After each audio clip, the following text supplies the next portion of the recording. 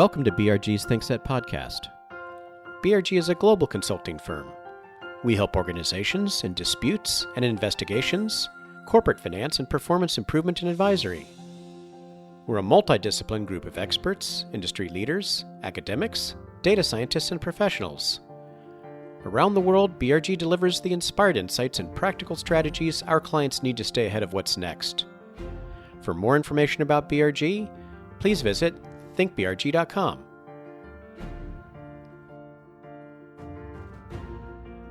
Hello, my name is David Teese, and I'm Executive Chairman of the Berkeley Research Group. I'm also a professor at the University of California, Berkeley. In this episode, the second in our special series featuring legal industry leaders, I'll speak to John Quinn. John is the founder of the global litigation firm Quinn Emanuel, Urquhart & Sullivan. We'll discuss retention in the face of the Great Resignation and global economic uncertainty. We'll also discuss recent developments at the firm and how to address calls for greater investment in future leaders within the industry.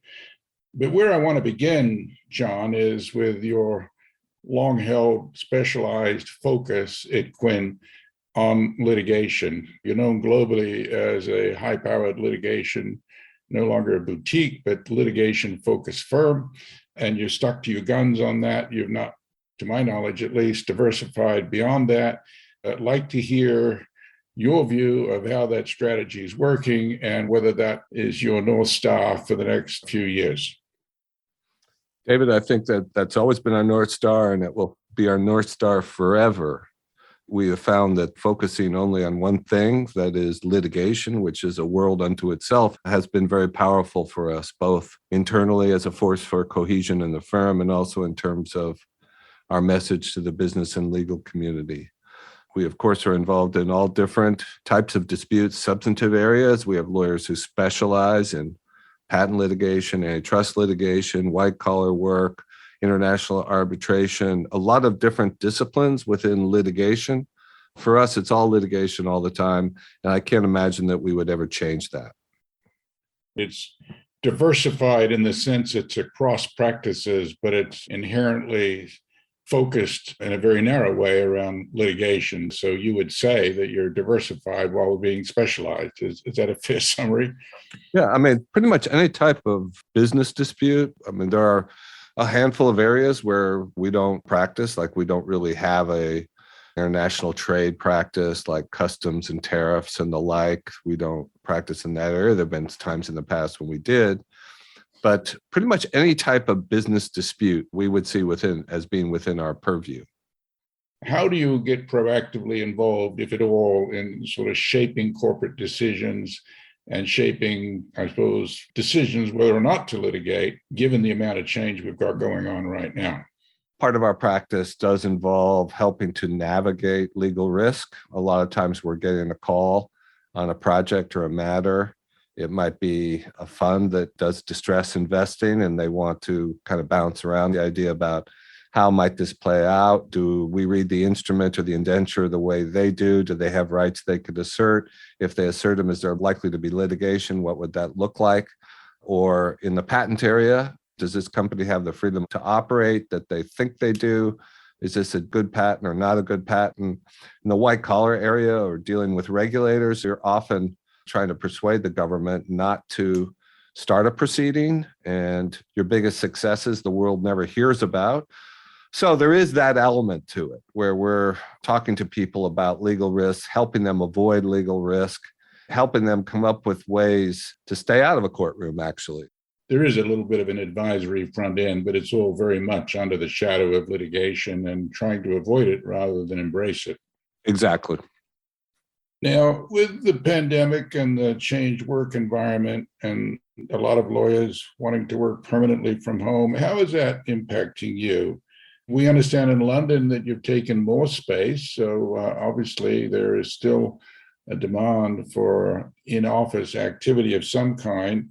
But what's your take on flexibility with respect to remote versus in the office, and what lessons have you learned from different cohorts in the firm in terms of what works for them and also different geographies too, for that matter?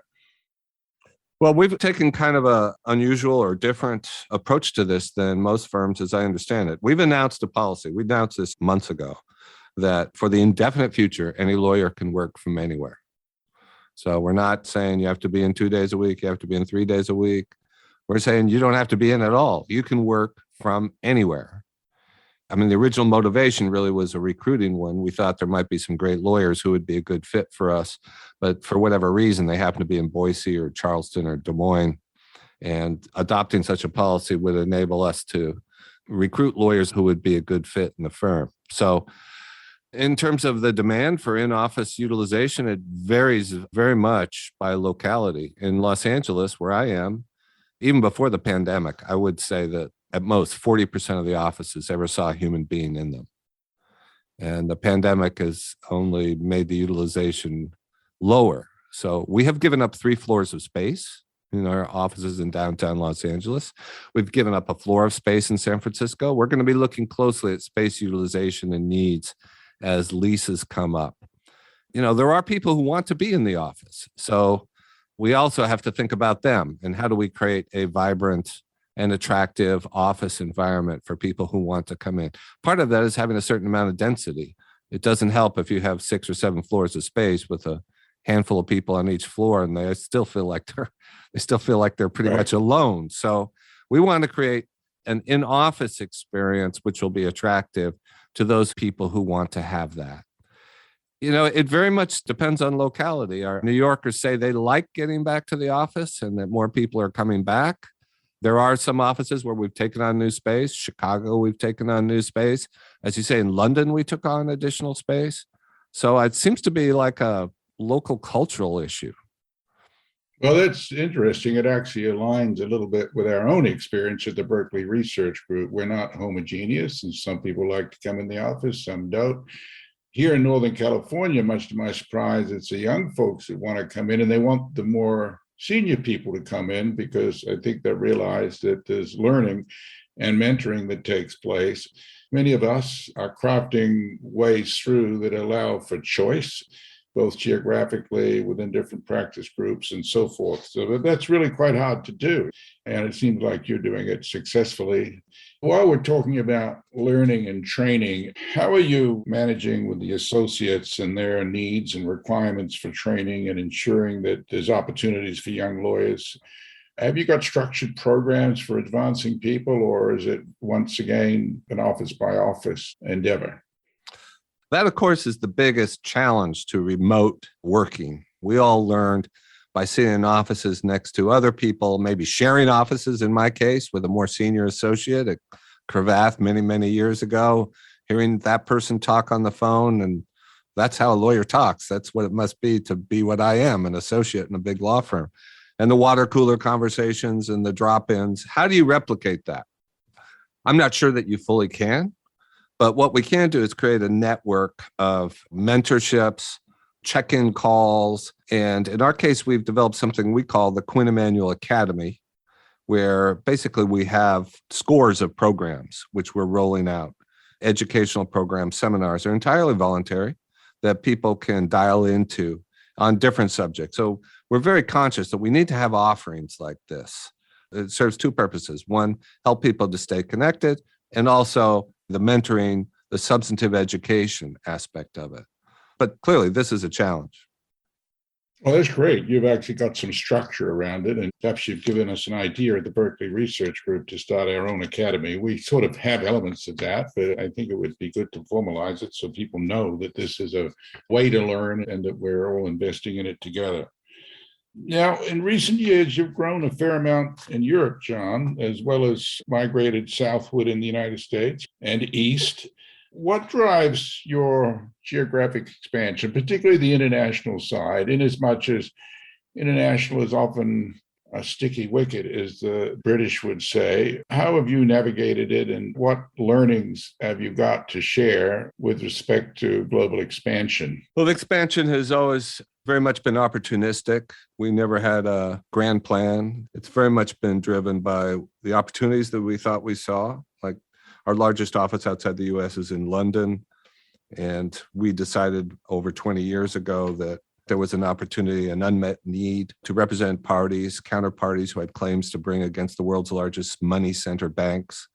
We decided we wouldn't represent any of those banks, so we wouldn't be conflicted. And that turned out to be a really good calling card. I mean, there was an unmet need. We were doing that in New York. And then about the third time, somebody said to us, you really should be in London because it's even harder to find counsel to go up against Royal Bank of Scotland or HSBC or Lloyd's. You really should look at that. And so we did. And that was the beginning. I think that was our first international office. And it's about 100 lawyers now. So that was driven by an opportunity we thought we saw. And there's a different story behind each of them. Now, the second most important intellectual property jurisdiction in the world is Germany. A lot of people don't know that. And it came to our attention that there was an outstanding lawyer in Germany who had an enormous reputation. He was a young guy by the name of Dr. Marcus Grosch. And we met Marcus and felt like it was a great match. And so he joined us and we opened an office in Germany. So we had a thriving patent litigation practice in the US.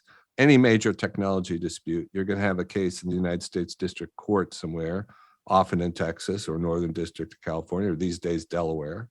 And you'll probably have a parallel case somewhere in Germany and maybe in the ITC too, since most things are imported.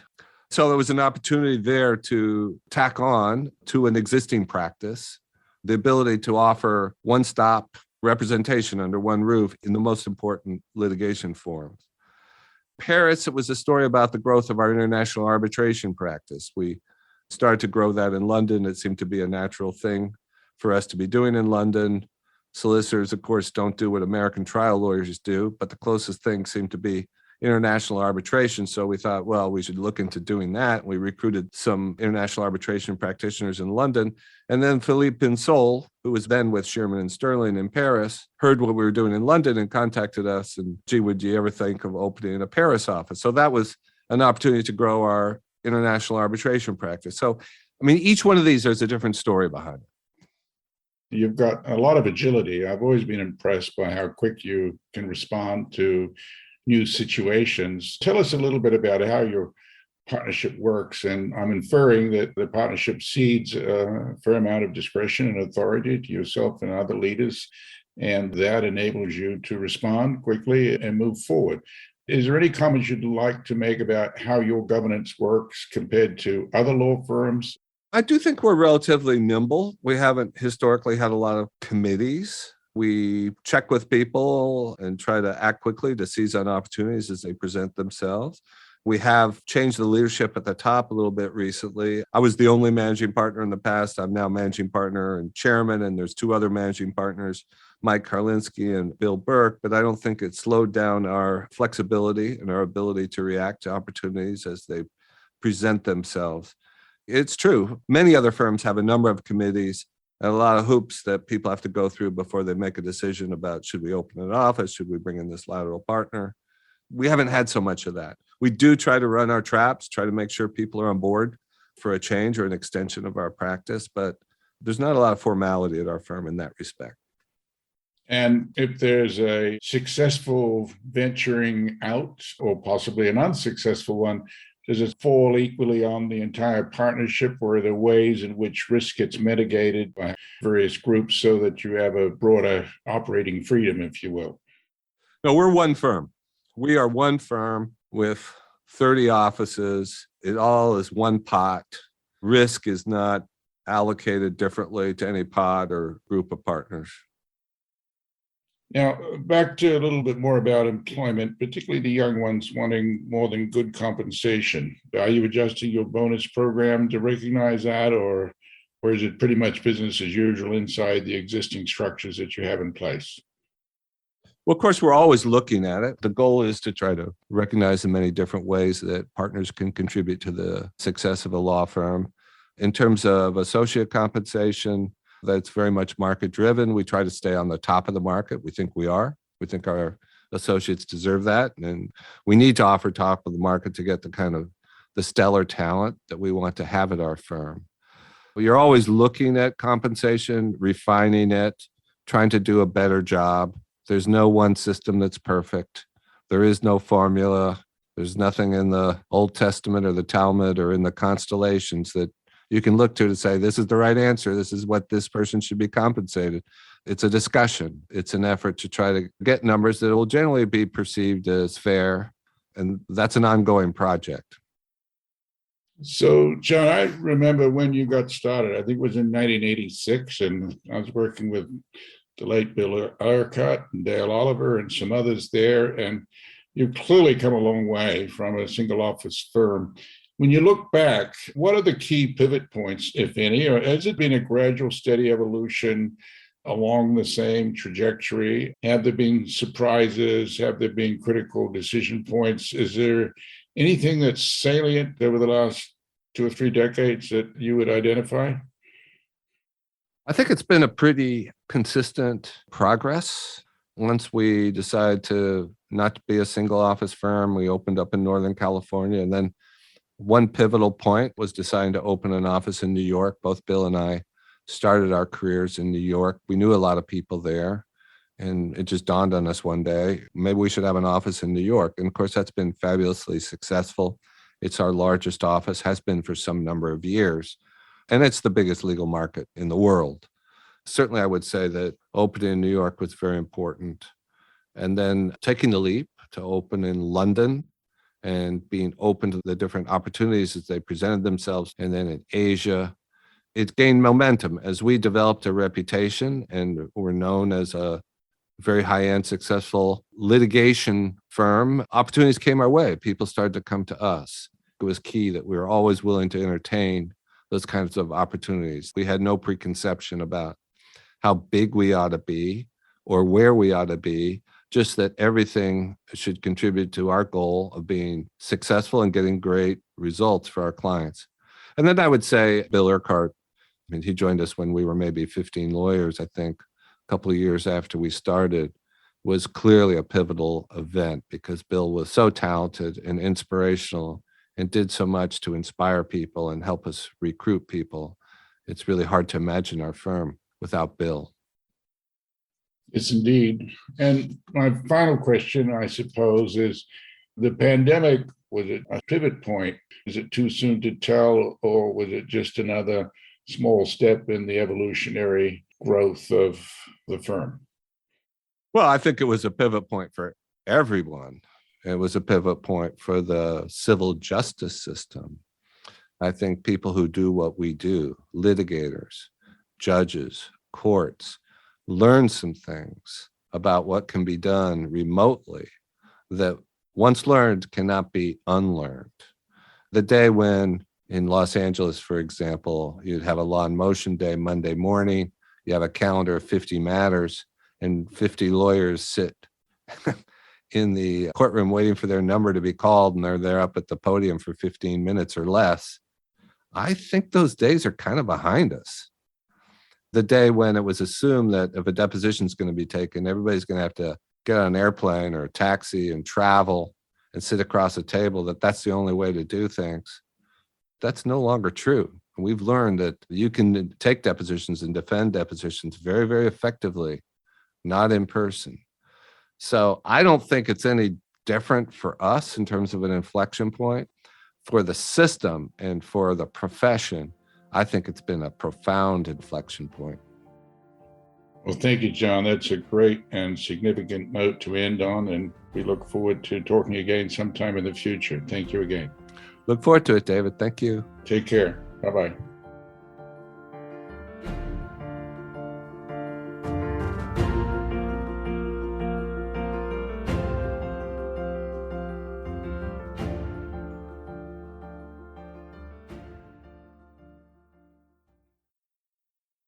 The views and opinions expressed in this podcast are those of the participants and do not necessarily reflect the opinions, position, or policy of Berkeley Research Group or its other employees and affiliates.